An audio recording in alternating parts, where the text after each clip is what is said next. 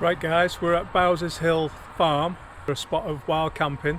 Like I said in the first part of the video, we've brought the Robens Tent Stove to see how it gets on heating our Grand Klondike.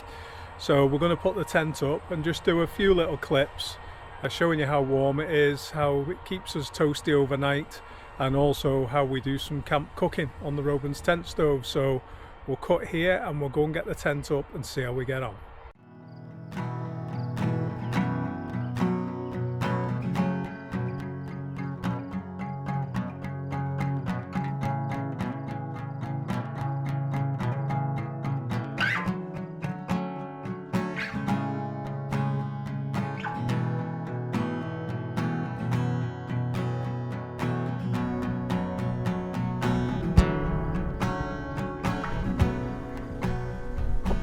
Welcome back to the second part of the video.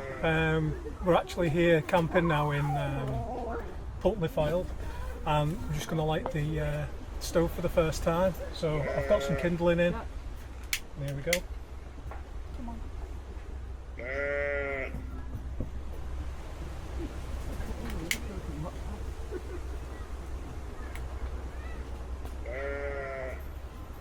Simple as that.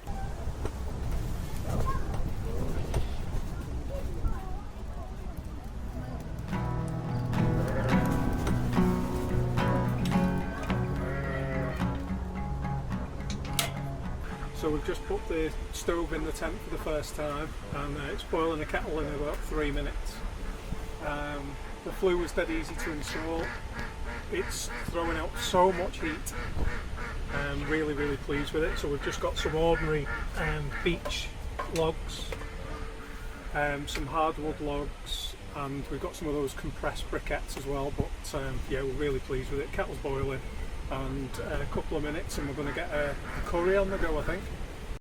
We're literally 3 minutes in here after lighting the stove, and the tent is already really toasty.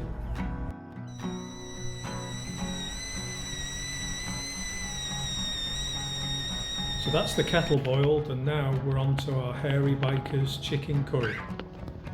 Jackson's sitting by the fire keeping warm as we're doing the cooking on the stove.